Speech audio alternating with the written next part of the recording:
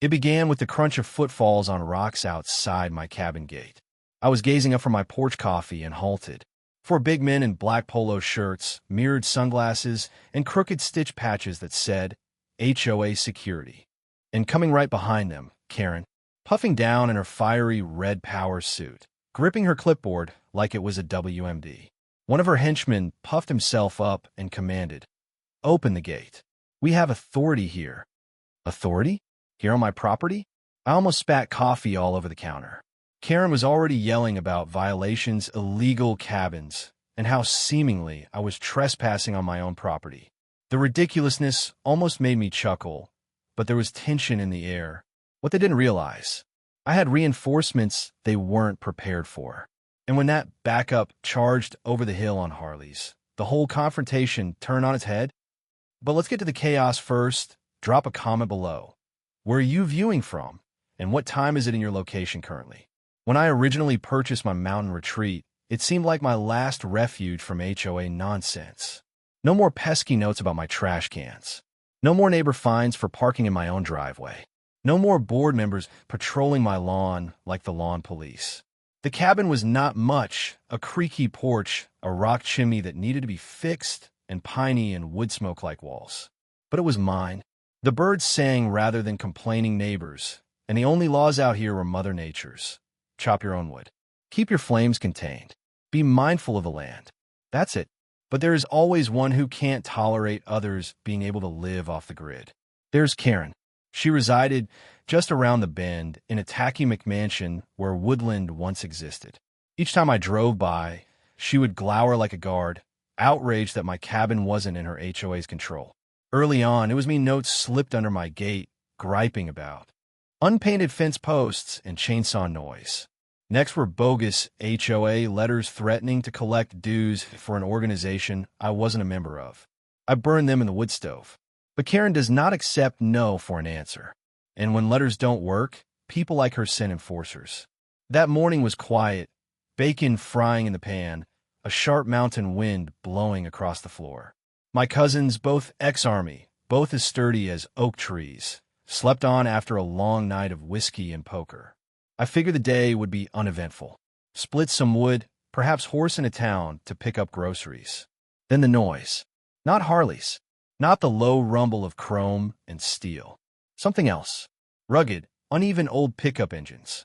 I walked out onto the porch, coffee in my hand. 3 trucks parked out across my driveway like a roadblock. Doors slammed open, and out jumped Karen's so-called HOA security team. Tattoos traveling up their necks, black polo shirts strained tight, sunglasses concealing sly eyes. And then Karen. High heels scraping on gravel. Fire engine red suit blazing like a stop sign. Clipboard clutched, she shouted, "Open up.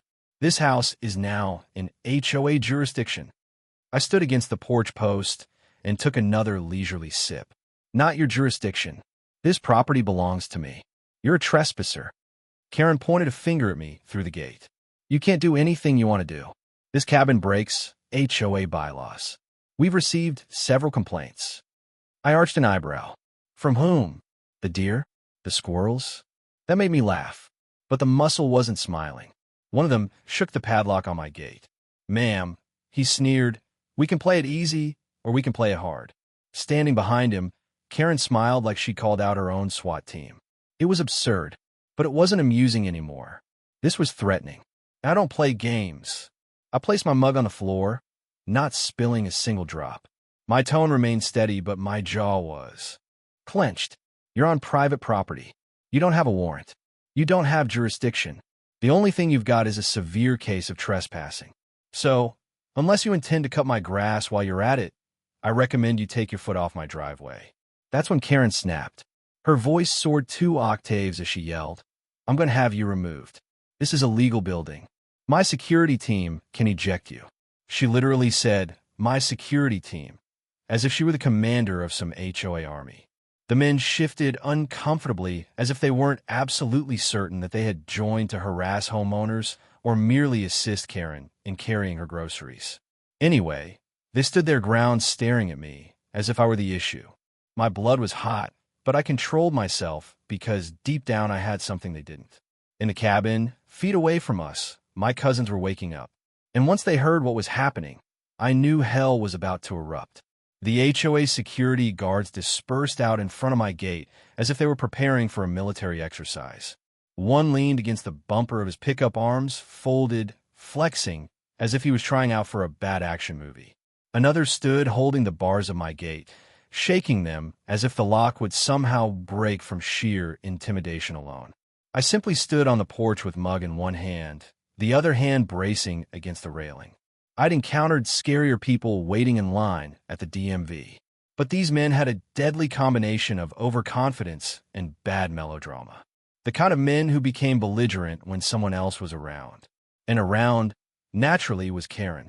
She strut to the middle of the gravel road, heels wavering a bit on the loose rocks. Her clipboard slapped against her leg as she puffed out her chest, looking at me like I just vandalized her Lexus.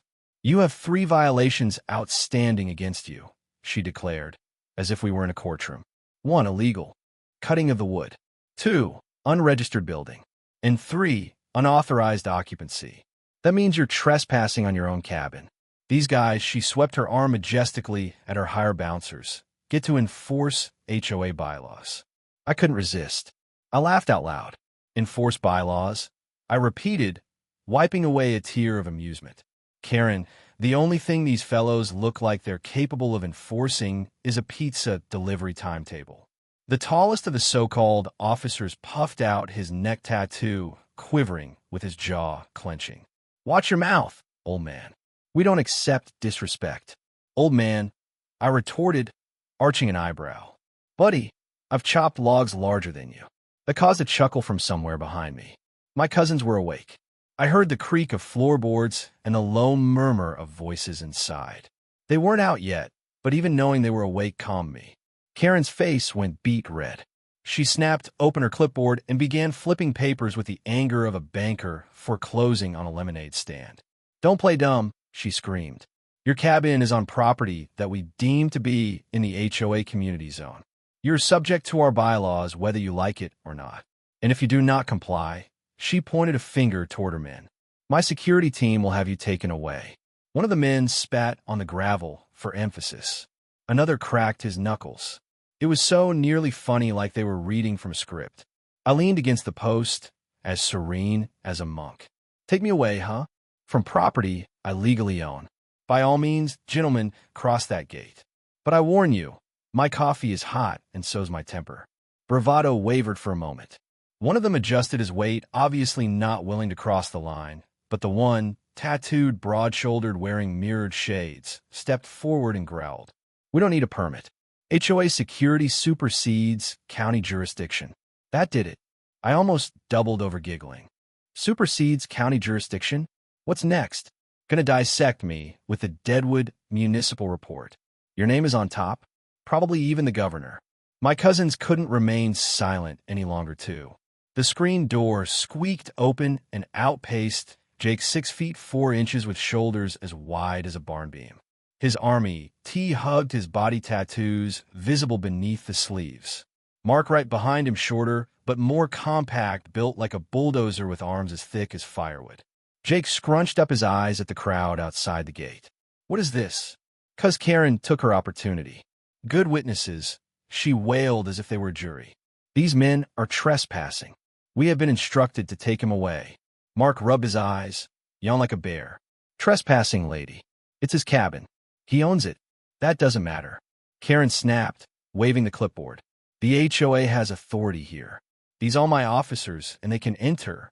Jake moved forward, arms folded, looming like a statue. "Officers," he cocked his head, looking at the layout of mismatched uniforms, the discount patches, the fidgeting. "You boys look more like mall cops who lost their segways."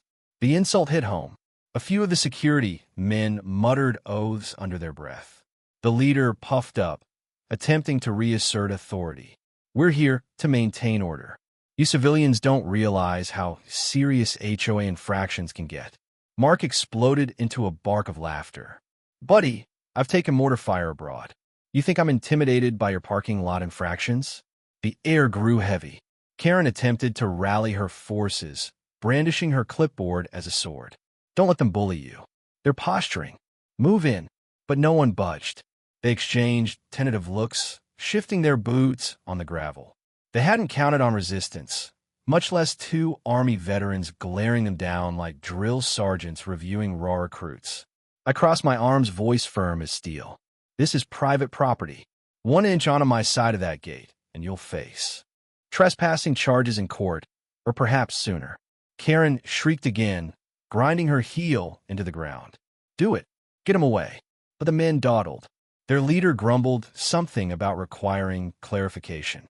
A second rubbed the back of his neck, suddenly intensely fascinated by the dirt under his boots. Karen's anger boiled over. She spun to me, blazing eyes. This isn't over. You think you could just mock the HOA? You'll regret you did. I grinned. Karen, the only thing I regret is not having brought popcorn. Within, my cousin snickered. Outside, the security guards shifted uneasily, their borrowed authority crumbling under the pressure of the standoff. And that's when I listened. The lightest sound on the mountain breeze. A low, ominous rumble. Initially, it might have been thunder, but I knew better. My cousins knew better. Even so-called security guys craned their necks, feeling something primeval in that sound. The growl of Harleys was approaching, and all Karen believed she commanded was about to fall from her manicured grasp. Karen was not the kind of person who backed down. If anything, the reticence of her security staff only served to make her more determined to re-establish control. Her face contorted into a snarl of rage, the sort of look that would curdle milk. She stomped to the gate in heels, sinking into the gravel like a tantrum-throwing child who'd just been deprived of a toy at Walmart. You think you can mock me? She shrieked, clipboard shaking in her hand. This cabin is an eyesore, a blight on the neighborhood, and a threat to property values. I'll have it demolished, piece by piece if I have to. Behind her, the bogus security team moved unsteadily, obviously sorry for whatever Craigslist posting they'd responded to take on this job. But Karen was persistent. She turned on them, her voice snapping like a whip. Surround the house now. The men glanced nervously at each other, but finally, like sheep to a barking dog, they fanned out along the gate. Two leaned against their trucks, attempting to appear threatening.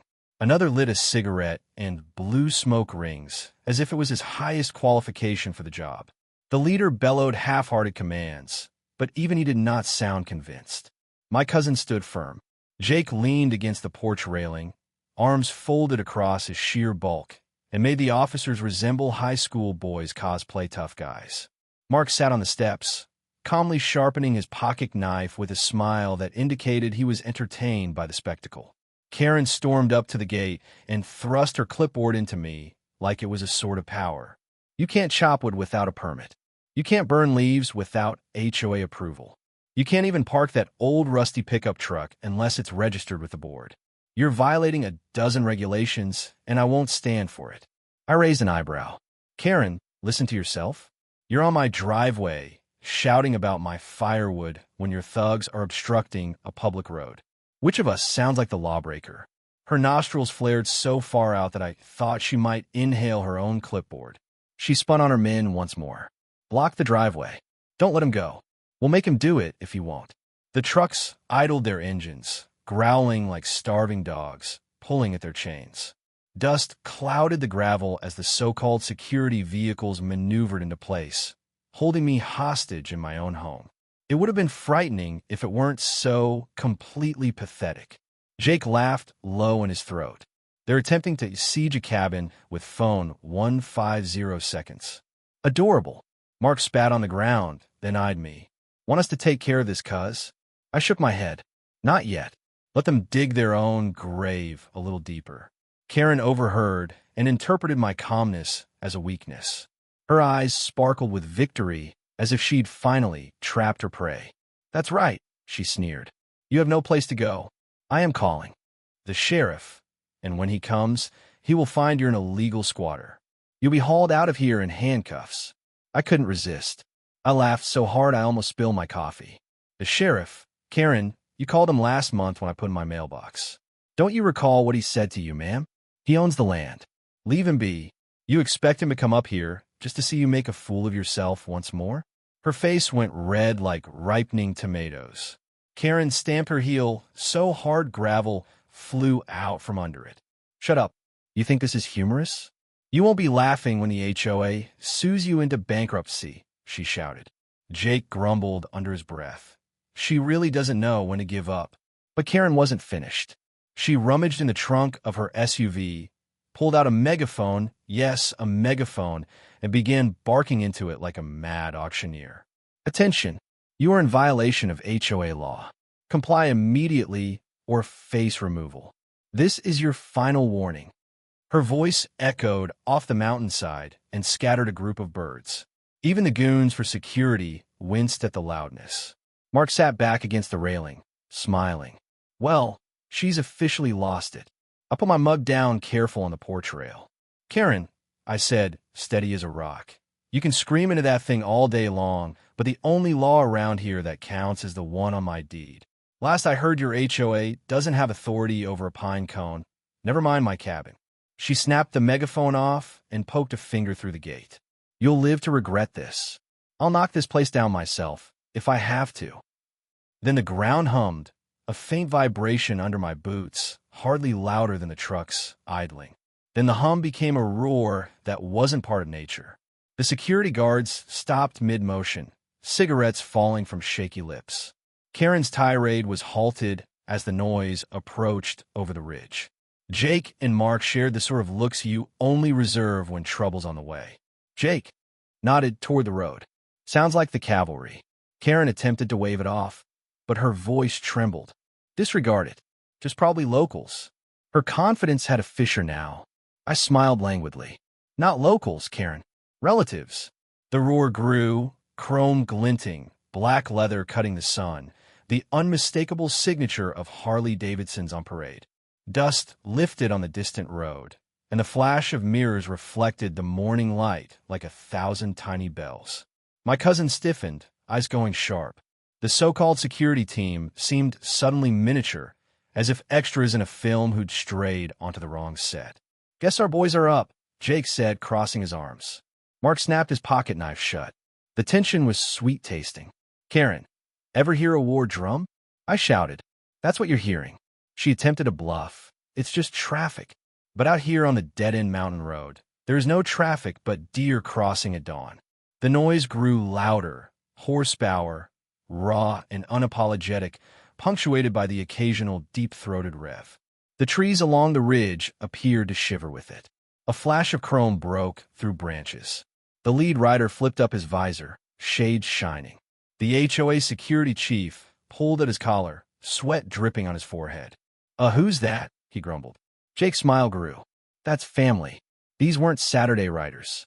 My cousins had brought brothers in arms, veterans who'd witnessed worse than tin horn intimidation mobs. They rode in formation, not to intimidate, but to defend. The rolling thunder of their Harleys always drew stares, half warning, half pride. Folks once stopped to stare at them. Now they rode down my gravel in a rolling fortress. Karen's face spasmed. She raised the megaphone, attempting to catch her breath, but her clipped and thin words sounded like a squeak. Stand your ground. They're nobody. This doesn't concern them." Her men were not convinced. One hung back behind the truck doing math in his mind on how to leave. Another attempted to appear tough while his hand shook around his cigarette. Mark leaned in close enough so they all could hear. "You boys ever witness a hornet's nest get stirred up? 'Cause that's what's on its way." The air shook. Chrome inched forward. Leather jackets reflected sunlight. The scales had tipped. Karen's bluff had just encountered another type of authority, actual, deep, and ready to roll. "Karen, you sent a few weekend warriors in polo shirts. I've got combat veterans that roll with steel and leather. You may want to change your play." Her voice broke. "No, they don't belong here.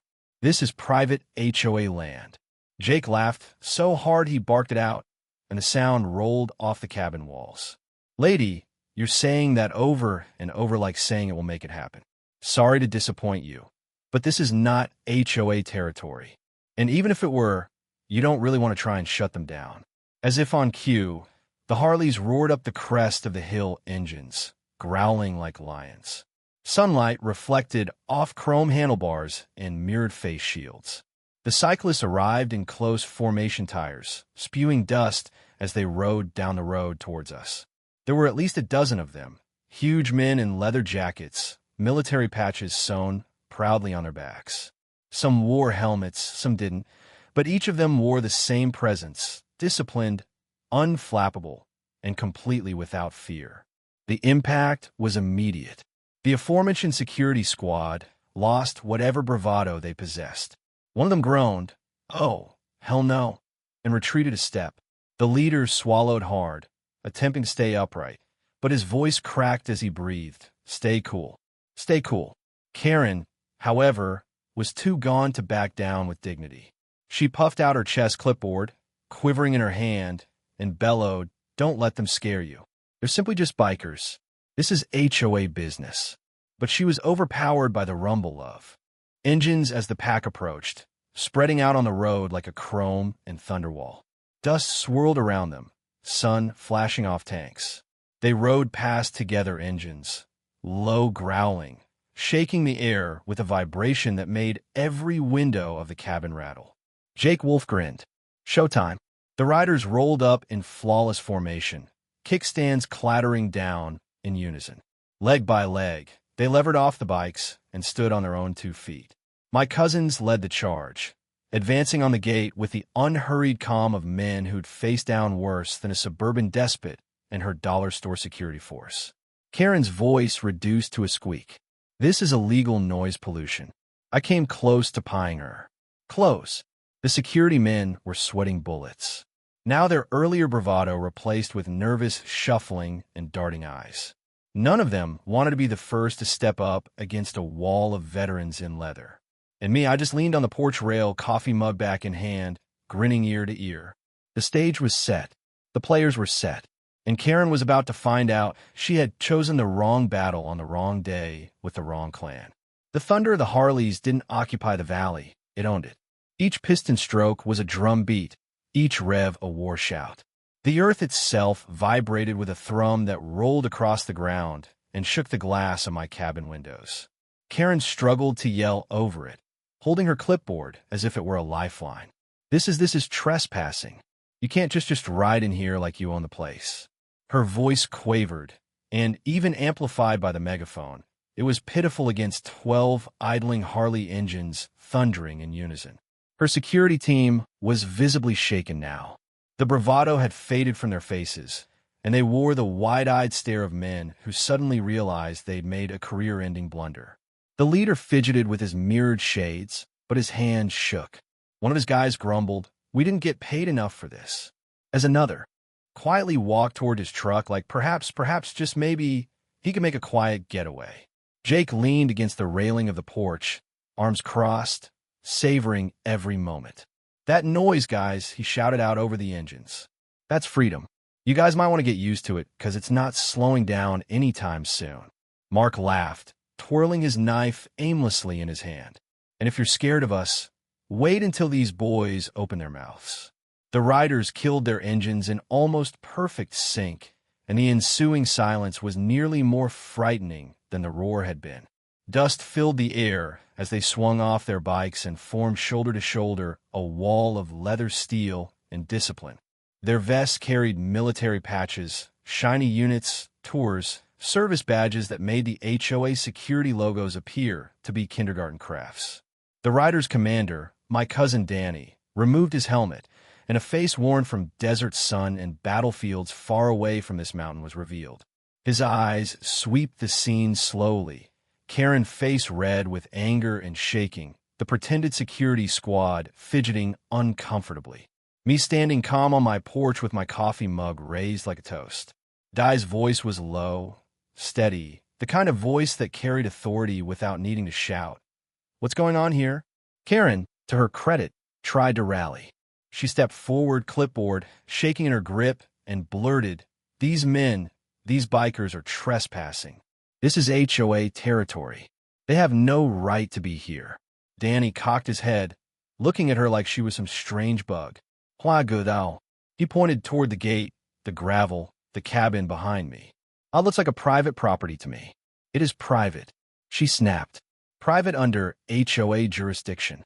The riders laughed, a low, rumbling laugh that sliced through her words like a chainsaw through balsa wood. Danny smiled, but it wasn't nice. Lady, we've been to countries where people claim all kinds of things, but at the end of the day, it doesn't matter what you claim. What counts is what's real. And what's real here is that you're trespassing on my cousin's property. Karen stuttered, waving her clipboard as if it might somehow turn into a badge. I have ordinances. I have authority. Another rider emerged. Tommy, a giant of a man with tattooed arms covered in eagles and anchors. He leaned in close, so Karen had to throw her head back in order to gaze up at him. Sweetheart, the only authority you have is over whether you wish your latte iced or hot. So why don't you drop the clipboard before you injure yourself? The security men winced as the veterans formed a tight phalanx, but Karen would not budge. Her face contorted into a snarl. Don't scare them, she shrieked at her men. You're HOA Security. You're tougher than they are. But the words meant nothing. The rent-a-cops glanced at the riders and then at one another, and none of them moved forward. The leader swallowed hard, his mirrored shades sliding down his nose.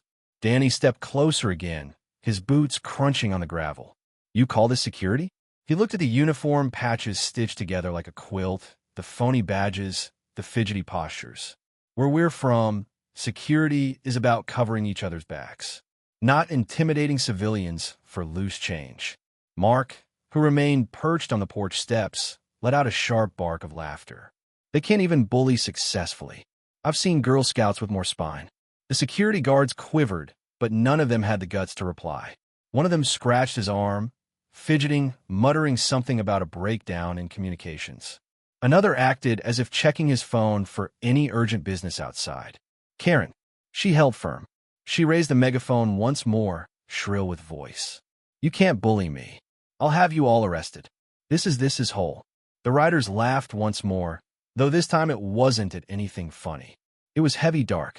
The sort of laugh that informed you that they weren't the ones to fear. Danny leaned forward, dropping his voice to the point of a whisper that nonetheless carried across the silence. Lady, I've handled warlords who had more claim than you. And what did it do for them? Karen's eyes flared, but she didn't respond. Danny stood up straight, flinging out his arms as if challenging her to test him. They discovered when to walk away. The air was as tense as a razor. The security team moved from one foot to the other, no one volunteering to enter the ring. Karen shook, clipboard clattering against her leg. Her mouth fell open, but no sound was produced. Then the riders revved up their Harleys once more. Engines roared in unison, a deafening wall of sound that shook the trees and drowned out Karen's futile attempts to shout. Dust billowed into the air, swirling around her like a storm. Her security men flinched, covering their ears, stumbling backward toward their trucks. The leader shouted something about falling back that no one could hear over the roar. And me, I just raised my coffee mug, smiling. The cavalry had come. Harleys roared like a wall of steel and fired their engines, thudding against the air until the trees themselves seemed to tremble. The so-called HOA Security couldn't hide their terror anymore. They quailed, backed away, and grabbed their belts as if hoping to verify valor in empty holsters. Karen, however, she wouldn't crack. Her red outfit flashed, and the sunlight clipboard pressed to her chest like a barrier. Her voice trembled, but she coerced it into a shriek. This is against the law. You don't have any right to harass my security personnel. You'll all be sued. Danny, my cousin, removed his leather gloves quietly and stuck them in his belt. He approached the gate boots, crunching deliberately over gravel. Lady, nobody here is bullying your men. They're doing a good job of terrorizing themselves. That brought a laugh from the riders, a guttural rolling, sound that sent another ripple of fear through the phony security team. Jake rested against the porch rail, arms folded. She still believes she's in charge. Bless her heart. Mark smiled, wetting his pocket knife in slow, deliberate motions. Not for much longer. The bikers started to spread out, a dozen leather-clad veterans curving into a half circle across the road. Their Harleys hummed behind them, still rumbling like war drums that hadn't yet finished their song. Every man held himself with the quiet assurance of one who'd stood in real fire. The contrast was sharp on one side, disciplined veterans with cool eyes. On the other hand, a cluster of nervous HOA rent-a-cop sweat dripping under their tawdry polos. The faux security leader finally emerged, but his voice shook with it. "All right, everybody relax. We're just here to enforce HOA rules." "No problem," he stuttered. Danny cocked his head. "Problem? You drove onto my cousin's land with trucks, uniforms, and intimidation. You already caused trouble. How do you want to go out?" The leader's lips pressed together. He glanced over at Karen for support, but she was too occupied screaming into her megaphone. "Don't listen to them. You have power. Take him out of this cabin." "That is an order." Her commands rang thin and false. Even her own crew members didn't budge. They shuffled, their eyes cast down like children expecting someone else to get in trouble. Danny took a step forward, so close the leader had to tilt his chin up to see into her eyes. "Do you hear that?" Danny whispered. "That ain't leadership. That's desperation. I don't think you boys volunteer to be cannon fodder for a clipboard queen." There was weighty silence like a rain cloud. The riders sat like hawks waiting for a spark. My cousin Jake stood like a mountain, mark a wall. And me, I sipped my coffee and let the scene breathe. One by one, the fake security men cracked. "Not paid enough," one of them muttered as he turned and walked to his truck. Another followed. The leader cursed, trying to call them back, but his voice had no pull. Karen nearly choked on her fury. "Cowards! All of you fired." Danny chuckled. "Fired from what? Playing at being police?" Laughter rolled across the gravel like thunder.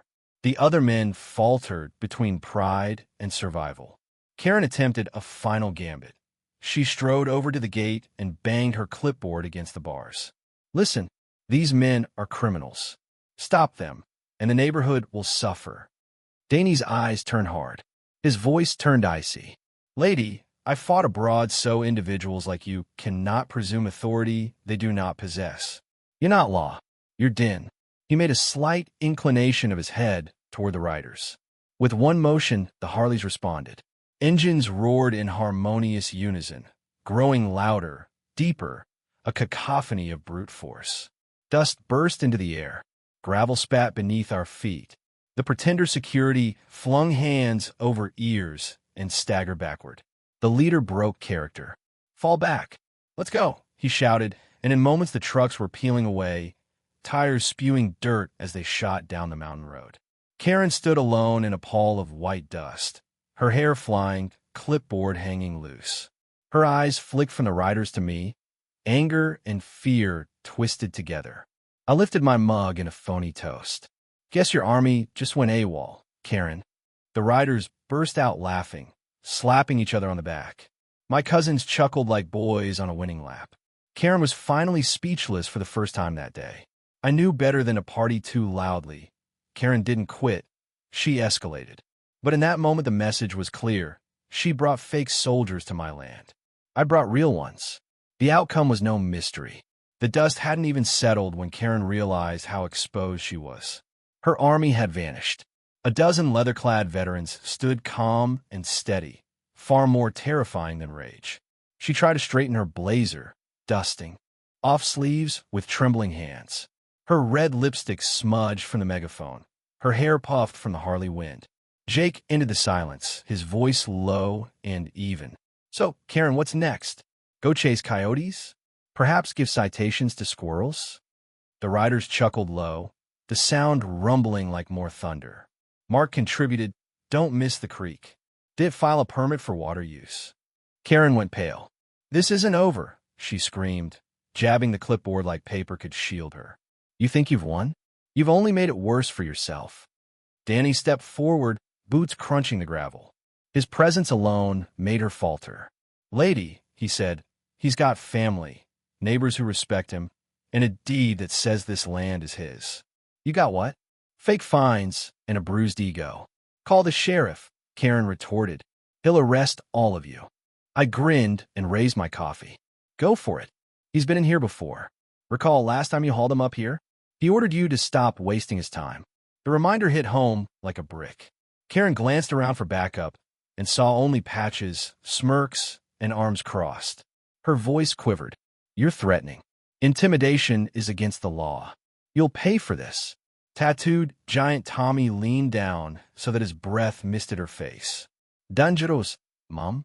If we were dangerous, you wouldn't still be standing. She stood there with her mouth open and nothing came out. Her heels broke on the rough gravel as she retreated, tiny and empty among the leather jackets. The riders weren't finished making the point. Chrome flashed by, engines revved, and the valley vibrated with the message.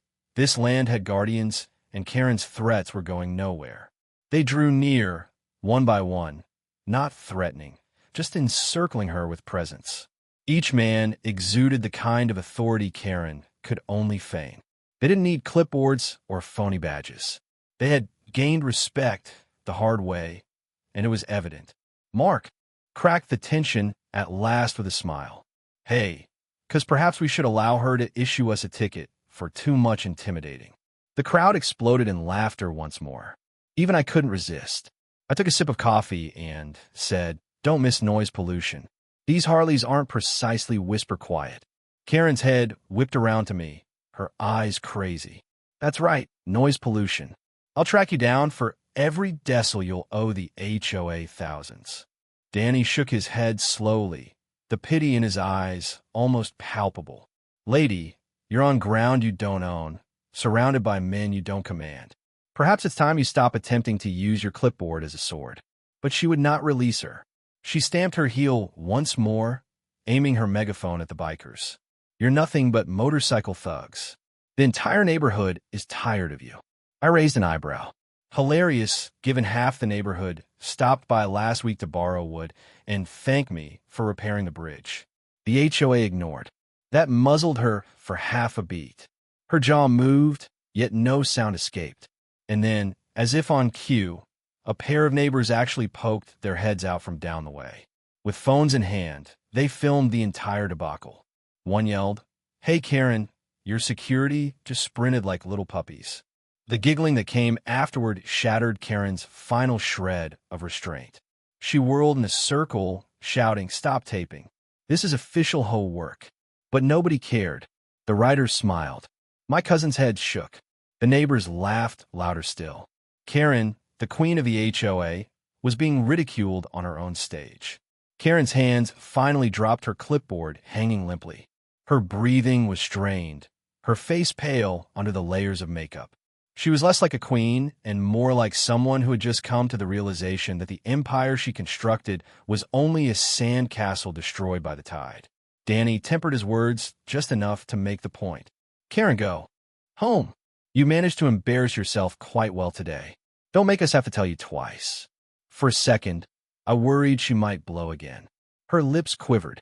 Her eyes flashed like a caged animal's. But then she wheeled on her heel, almost stumbling as her stilettos snagged in the gravel, and stormed away towards her SUV. The riders watched her get inside, shut the door, and speed away in a swirl of dust. Her engine coughed along the road, the noise dying away into the distance. Quiet descended on the valley once more. The only sound was the gradual ticking of cooling Harley engines. Jake let out a breath, at last shattering the silence. Well, that was fun, Mark smiled. Think she learned her lesson. I shrugged, finishing the dregs of my coffee. Karen learned a lesson. Doubtful, but she certainly learned she chose the wrong fight today. The riders laughed once more, their voices echoing across the ridge. For the moment, the fight was done. But in my heart, I suspected Karen's hysterics were merely the prelude to her next desperate action. Karen's SUV disappeared around the corner, churning up a cloud of dust as long as a defeated army raising a white flag. But her security team hadn't all pulled off such an impressive departure. Several of their trucks still hung around down the gravel road engines, revving as though the men within them had not yet made up their minds to stay or flee. Danny faced them, his leather vest reflecting the light. What are you going to do, boys? He said, voice flat. You going to continue playing, acting, or are you going to take off with what's left of your pride? The men didn't respond immediately. The leader, the one wearing the mirrored shades, sat stock still behind the wheel of his truck hands, clutching the steering wheel so hard his knuckles ached. He looked nervously at his crew, then at the riders still fanned out in their wall of leather and chrome. Jake growled from the porch. They resemble kids who just discovered the schoolyard bully doesn't control the playground anymore. Mark laughed. Nah, they resemble kids who just wet themselves in dodgeball. The riders burst out laughing, and the laughter echoed down the road like a hammer on an anvil. The pretended security men winced at the sound, rustling uncomfortably in their seats. One of them finally cracked, stomping the gas and putting his truck into reverse so quickly the tires squealed on the gravel.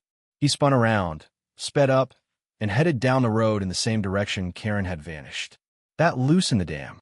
Another truck came after, fishtailing in the dust. And another. Then only the leader remained.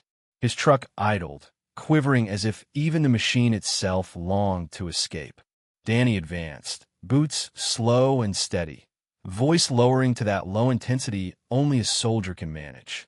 Son, you have two options. Get out of here now, or learn what it is like to tell the sheriff why you're trespassing, carrying a phony badge. The man's jaw clenched, but there was no fight remaining in him. He grumbled something that sounded very much like "to hell with this," and mashed the gear shift.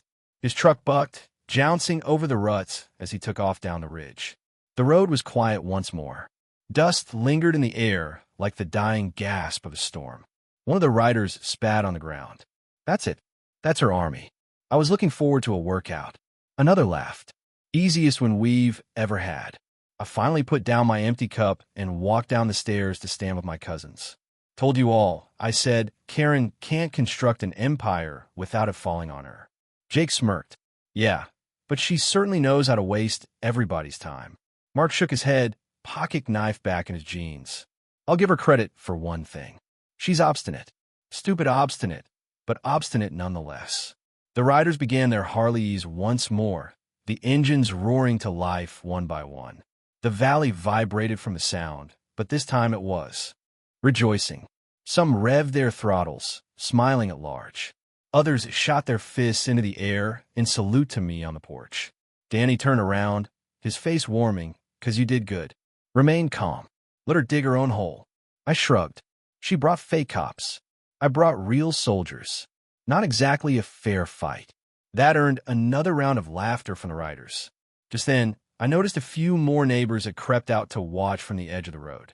Phones were still recording. One older man raised a hand in greeting. "Don't worry, we'll spread the word. Everyone's going to know. She attempted to send her security detail after you, and they scattered like chickens." I smiled. Good. Let her reputation fall in on itself. The riders mounted up once more, chrome flashing in the Sunday. They didn't take off right away, however. Rather, they lined their motorcycles up in formation, revved their engines in precise synchrony, and let out one final earthquake-deep bellow. It wasn't sound. It was a message that read, "Don't mess with family. Don't mess with freedom. And for God's sake, don't mess with Harley riders who've seen real war." The neighbors clapped, cheering from the sidelines. The so-called HOA Security was fled, and Karen licked her wound somewhere down the mountain.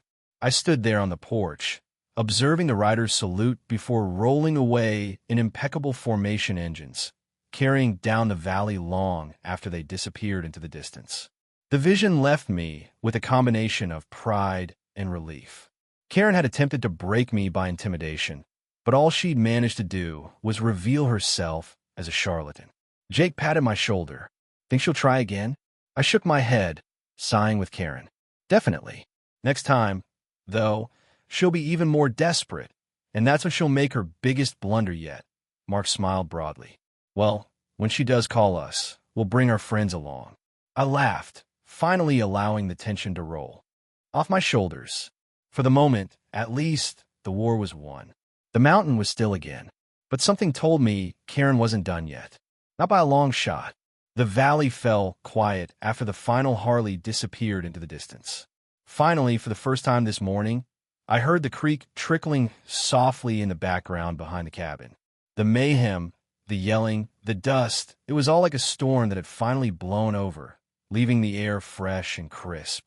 Jake stretched out his huge arms and let out a contented sigh. "Well, there's one way to begin the day." Mark grinned, kicking at the ground with his boot. Beats coffee for waking you up. I lifted my hollowed-out mug. Not for me. Coffee always gets the better of me. The riders who remained behind enjoyed a good chuckle. They patted each other on the back, laughing at how quickly the security had left, making the squeal of their tires sound like kids mocking cartoon villains. For a band of tough old-timers, they certainly knew how to celebrate a triumph. The neighbors themselves were energized by what they had seen. A woman from down the street came over slowly, still recording on her phone. We saw everything she said with a grin. Karen can yell as much as she likes, but now the entire neighborhood knows. You don't take orders from her. I nodded, inclining my head in, thanks. Nice you got to see it yourself. The HOA can't dictate what happens when the residents have the cameras. Her smile grew. I'll be showing this to all of them. She won't live this down. The riders applauded. Jake whistled. Nothing brings down a dictator like a little cyber humiliation. But I didn't pop the cork too quickly. I recognized Karen. And, as it turned out, she wasn't the kind to make pride die hard. 2 days later, that is, I opened up the mailbox to find a crisp, white envelope with no return address except for the big HOA logo emblazoned on. The front like a scarlet letter. I brought it in with me, sat down on my wooden desk, and cut it open with the same knife I used to cut kindling. Inside, notice of violation. Penalty, $4,750. Why? Excessive, unauthorized motorcycle noise, compromising community atmosphere and property values. I laughed so hard I nearly spilled coffee all over the place. Community atmosphere? Property values? Karen actually attempted to fine me because my cousin's Harleys were loud enough to be intimidating. Jake read it over my shoulder and slapped his leg. $4,000 for noise pollution? That was music. Mark grinned. Frame it. Trophy of war. And I did. I nailed it on the wall above the fireplace, between the elk antlers. Each time I looked at it, I didn't notice a debt. I noticed evidence of victory. Word traveled quickly through the valley. Neighbors came over with casseroles, firewood, and sly smiles. One old codger pumped my hand and said, "Son, you've done what none of us could." You stood up to her. That appreciation heartened me more than the blaze in the fireplace. But Karen wasn't done. A week later, I spotted her SUV sneaking by my driveway at sundown. She slowed just long enough to glare through the tinted glass. Didn't stop. Didn't say anything. But her eyes did all the talking. She hadn't forgiven, and she hadn't forgotten. And that was the twist. Karen couldn't quit. The pretend army, the HOA fines, the humiliation caught on a dozen smartphones. None of it deterred her from the obsession. This wasn't the end. Just one more page in a battle she could not help but keep waging. But me? I was not concerned. I had family. I had neighbors. I had liberty, and enough patience to watch her lose over and over. Because bullies never quit until reality quits them. And Karen's reality was basic. Her HOA kingdom ended where my property started. That evening, flames dancing in the fireplace, my cousins toasted with glasses of whiskey. I sat back in my seat, grinned, and declared, to freedom and to never allowing a Karen to dictate how you live. Glasses clinked together. Laughter shook the cabin walls. And beyond, the mountain loomed quiet and unyielding, keeping every whisper of triumph. Because this tale wasn't about me. It was about something greater, standing tall against intimidation, regardless of its guise. We all encounter Karens. Individuals who believe they can regulate us by rules, fines, or mere threats. Occasionally, they're a neighbor. Occasionally, they're a boss. Occasionally, they're the voice within your mind, reminding you can't. But freedom isn't found in cover. It's found in standing up, in understanding you don't stand by yourself. Family, friends, community, that's where the power lies. That day, I learned, laughter conquers fear. Dignity is more than property value. And respect, HOA can't pay for that with 1,000 fines. So if you've ever had your own Karen, keep in mind, don't fight dirty. Fight steady. Stand your ground. Lean on your people. And let the bullies show the world what they're made of. Now I want to hear from you. Did you ever stand up to a bully who tried pushing you around? Share your story in the comments. And if you like this ride, hit that subscribe button. More HOA drama, more revenge, and more justice-deserved laughs are on the horizon. Trust me, you don't want to miss what's headed your way.